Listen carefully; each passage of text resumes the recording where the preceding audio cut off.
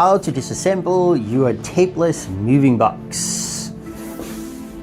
Firstly, we open up the lid. We'll take the side flaps over. We'll take inside the bottom. We'll go up.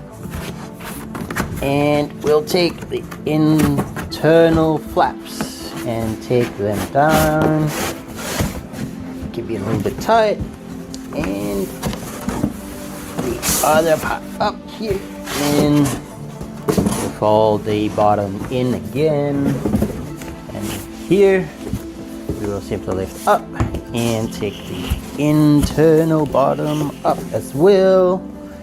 And here we go. Disassembled. Simple and easy.